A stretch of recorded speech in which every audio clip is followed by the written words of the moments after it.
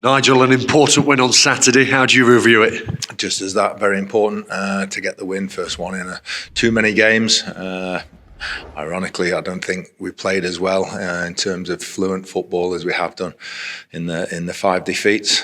We battled away at Charlton for a point, and we certainly had to battle away on Saturday against Rotherham. It was conditions again, made very tricky by the wind. But we defended resolutely, and I thought we stood up to everything they threw at us. Got the goal, a brilliant finish from an unlikely source, and we looked after it. I thought the start of the second half for 20 minutes we were excellent and could have had the second goal, and you never know what that would have led to. But just more important, it was about the result, getting the 3 points and the clean sheet. Let's speak about the goal scorer, Deji Oshilaja. He's been so impressive this season, hasn't he? Yeah. When we found out, we were a little bit surprised that he was available in the summer. And once that was the case, I met him. Met him for a pint actually in our local pub, and had a chat with him, and it was a little bit of a no-brainer for us because he can play midfield, he can play at the back, and I think we said at the time, when you're going into a new league, he's a League One player, he's used to League One, he's used to the physicality of it, the standard of it, everything, and I think he's played the most minutes of anybody this season and never missed a day pre-season, so he's been outstanding on a free transfer. It's a great signing. Now, more generally, that win puts you on a really good footing heading into a busy period. Yeah, against you look at the fixtures. We've looked at the last sort of 10 or whatever, and the sort of the quality of the teams that we're playing, and it's no different in the next 4 now. You know, we go to Peterborough and then to Reading, Bolton, and then Stockport. So important 4 games for us. Unbelievably tough run. But the one thing we've learnt in the first 19 games is that we can compete, and if we do everything well, and that was the thing on Saturday. We didn't make any mistakes Saturday, nothing daft, nobody did anything silly, everybody did the jobs, and then hence you get the result. So we've got to be exactly the same in the next 4 games. Christmas is approaching. What's the plan for you and the players? Work most of the time. We'll be training today and Christmas Eve. We don't train Christmas Day, but we'll be travelling Christmas night. A little bit too far to go on the day.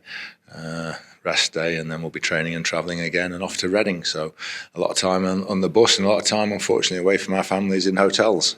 But nothing can be done about it. Yeah, you've said in the past, as we head towards Christmas, that you see it as important that the players spend much of Christmas Day with their families. Yeah, that's why over the years we've trained Christmas morning. We haven't. There's been no pattern of the results, but we'll have 2 good days.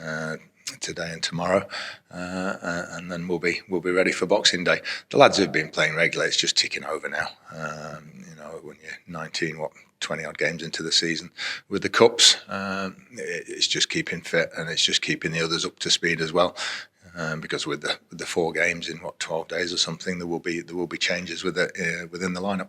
Yeah, is this the period, as well as Easter perhaps, where you utilise the squad to its max? Yeah, you have to. And looking forward, you know, we've got games to rearrange, and we've got a busy month. I think March is looking the busiest at the moment. And when you are faced with that sort of 2 Saturday, Saturday, those double midweeks, then we have to freshen it up in the midfield and forward areas, without a doubt. So it's good having most people fit. It gives us the opportunity to do that. You know, George Maris stepped in for the suspended Lewis Reed on Saturday. Fortunately, George got a dead leg. Not sure how he's going to be for Boxing Day.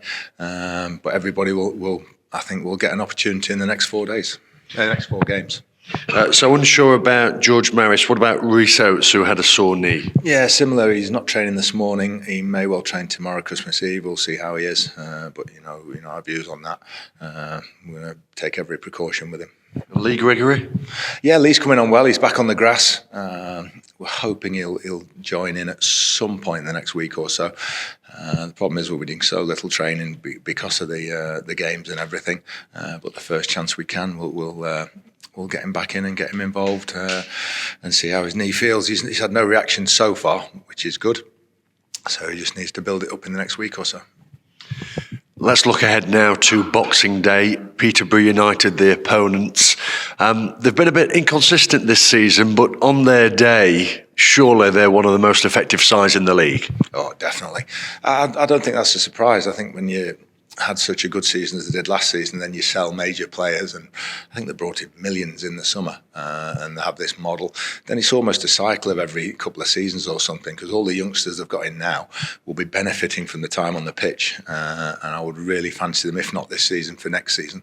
But when they click, I think they're as exciting and as dangerous as any team in the league, and they play in a certain way where they keep passing, they keep playing, and looking to get in with the pace that they have in the side. But I think, considering the business they did in the summer, I think they're doing extremely well. Yeah, as you say, when they're on song, they can be especially imperious going forward. How do you go about combating that? Well, we have to defend as well as we did on Saturday. It'll be a different sort of challenge, though, because Saturday was about the physicality and set plays and everything. The ball will be on the deck a lot more at Peterborough, and they try and play through you and use the pace of the front three. I think Poku's out, which is a bonus for us because he's extremely dangerous. But I think Ricky J. Jones up front is as good as there is in the league on his day. You're on the road again, and you've played so well, despite not meriting the points that you've deserved on the road recently. Why do you think you've been so good away from home so far this season, broadly speaking?